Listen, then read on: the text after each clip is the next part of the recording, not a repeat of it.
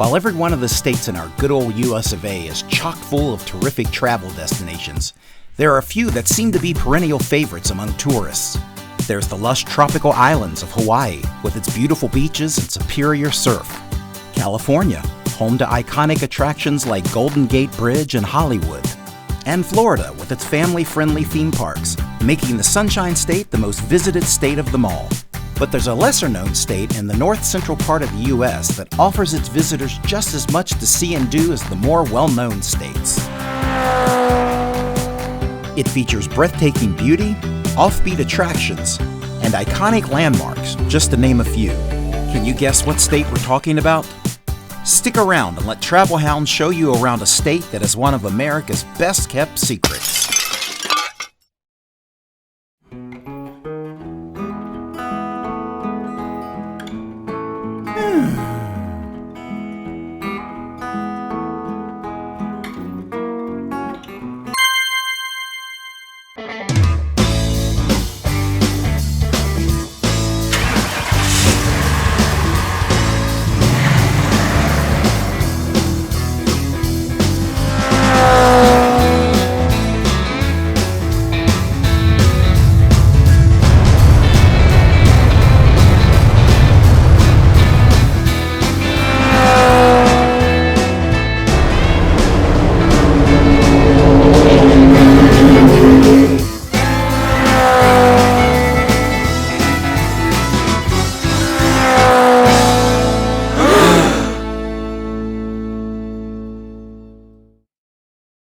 In the summer of 2018, we traveled through South Dakota on our way to Yellowstone National Park, and were pleasantly surprised by its endless opportunities for discovery and fun.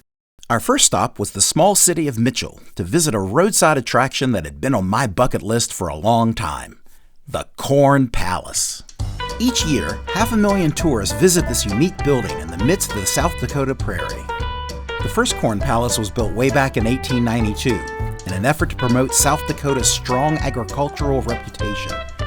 Ever since that time, it has become a tradition to decorate the exterior of the palace with a different series of thematic murals every year.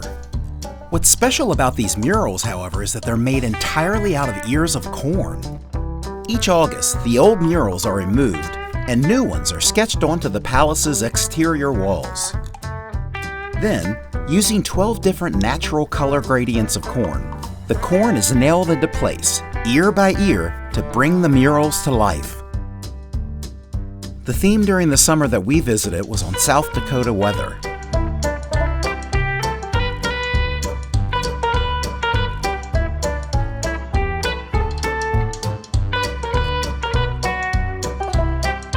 In addition to paying homage to South Dakota's agricultural prowess, the building also serves a practical purpose as well. Its vast interior plays host to industrial exhibits, stage shows, graduation ceremonies, and even basketball tournaments. Just like the palace's exterior, the interior walls are decorated with corn murals as well, although these tend to be a bit more permanent.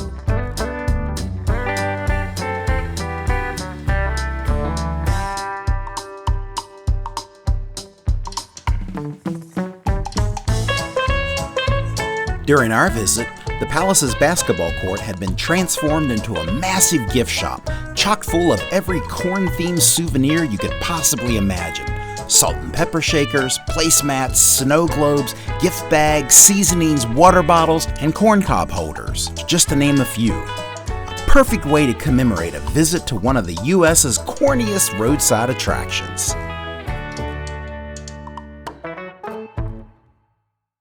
After leaving Mitchell, we zipped across the state along I-90 to another iconic roadside attraction, Wall Drug.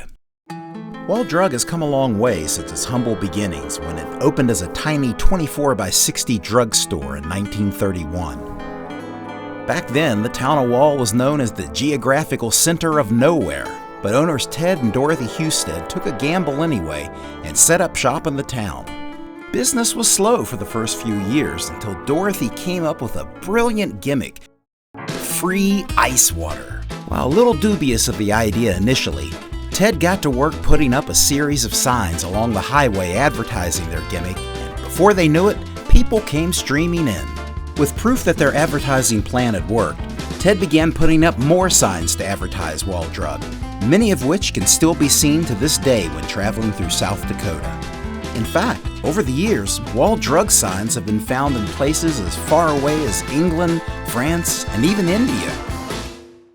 Today, Wall Drug is such a popular tourist destination that it's grown into a 76,000 square foot complex that's visited by an estimated 2 million people each year. And while their free ice water offer still stands, you'll quickly discover that Wall Drug has become much more than just a drugstore. The mall at Wall Drug Frontier Town features stores that sell everything from t-shirts and souvenirs to unique handcrafted regional items like leather boots and Native American jewelry. In addition, there's a traveler's chapel, perfect for those parents who might desire a place for a few minutes of peace and quiet during that family road trip. A full-service restaurant that offers up everything from buffalo burgers to homemade donuts, and a pharmacy museum that is housed within a replica of the original 1931 Wall Drug facade. Tucked away in almost every nook and cranny of Wall Drug are also a number of ultra-cheesy animatronic displays, running the gamut from cowboy orchestras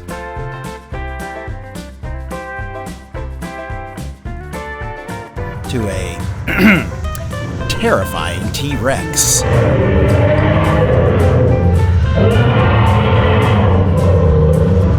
And to top it all off, there's Wall Drug's backyard, an outdoor playground that's just as much fun for adults as it is for kids.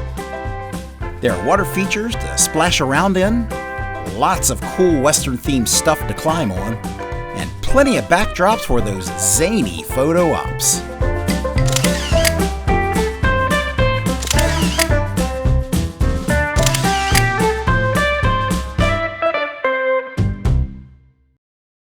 Eight miles south of Wall is Badlands National Park, another must-see destination. Arising from the vast prairies of southwestern South Dakota, the Badlands is one of the most awesome and at the same time forbidding landscapes in the U.S. The otherworldly peaks, gullies, and buttes that are striped with multiple layers of color are the results of two of the most basic geologic processes: deposition and erosion. Around 75 million years ago, this area was part of a vast inland sea. With the uplifting of the nearby Black Hills, the sea eventually drained away. In a geological process way too complex for me to explain, a combination of sediments and volcanic ash were deposited, creating colorful bands of strata that documented the pages of time. Then, about 500,000 years ago, the forces of erosion took over, carving this once flat floodplain into its now characteristic serrated terrain and exposing the colorful ancient soils once again. With the Badlands eroding away about an inch per year, more and more fossils of ancient life are being unearthed. During our visit, we explored the northeastern part of the park, driving the Badlands Loop Road that winds along what is known as the Wall, a 60-mile stretch of rock that acts as a barrier between the upper and lower prairies. This is the best known and most easily explored area of the park, offering up numerous scenic overlooks to take in all of the spectacular sights and wildlife.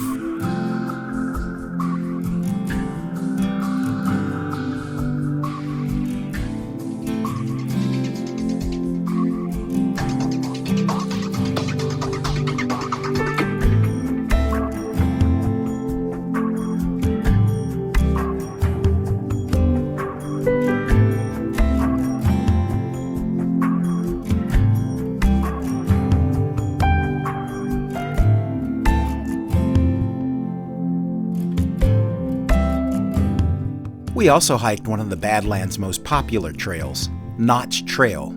This hike is pure fun. It features a walk through a scenic canyon, a climb up a wooden ladder, and a walk along a cliff trail.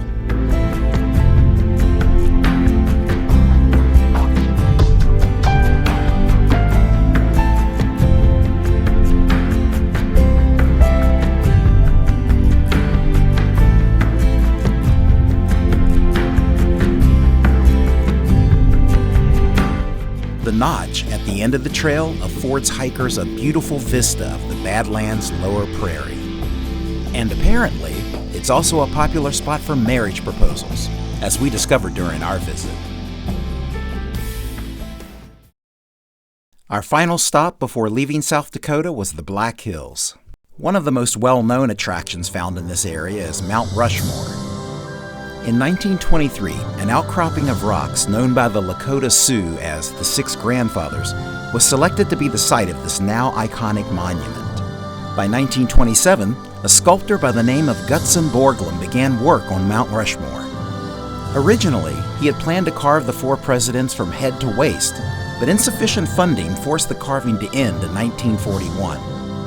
Interestingly enough, the carved image of Jefferson started off on Washington's right side, but when the rock in that area was found to be unsuitable, the work on Jefferson was dynamited and recarved to appear to the right of Washington as we now know it. But it pales in comparison to the Crazy Horse Memorial. During the early stages of Mount Rushmore's carving, a campaign was begun to include an image of Crazy Horse alongside the four presidents. It was a reasonable request, especially since the Black Hills had been sacred land for many different Native American tribes long before white settlers arrived. When the request fell on deaf ears, however, Henry Standing Bear, an Oglala Lakota chief, took it upon himself to spearhead a project that would exclusively honor Crazy Horse. He enlisted the help of a sculptor named Korchak Zelkowski and informed him, "I would like the white man to know that the red man has great heroes too." Although work on the Crazy Horse Memorial commenced in 1948, it is still far from being completed. The slow progress on the carving can be partly attributed to the fact that the foundation behind the project doesn't accept any federal or state funding. And considering the way that our government historically screwed over the Native Americans, I can't say that I blame them. When completed, however, the size of the Crazy Horse Memorial will dwarf Mount Rushmore and become the second tallest statue in the world. No visit to the Black Hills would be complete, however, without a drive along the Needles Highway. Located in Custer State Park, this 14-mile scenic road winds its way through pine and spruce forests, as well as around and through rugged granite mountains. The road's name comes from the needle-like granite formations that continually pierce the horizon along the highway.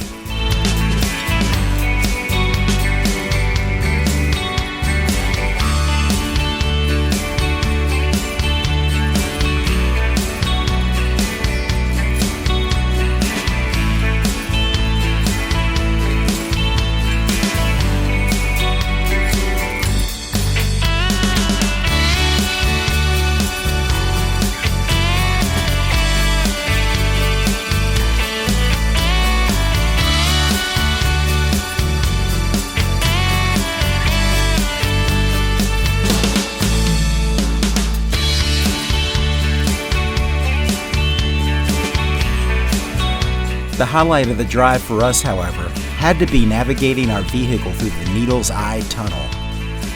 At only 8 feet 9 inches wide by 9 feet 8 inches high, it can put even drivers who don't have claustrophobia on edge. But it's totally worth the experience.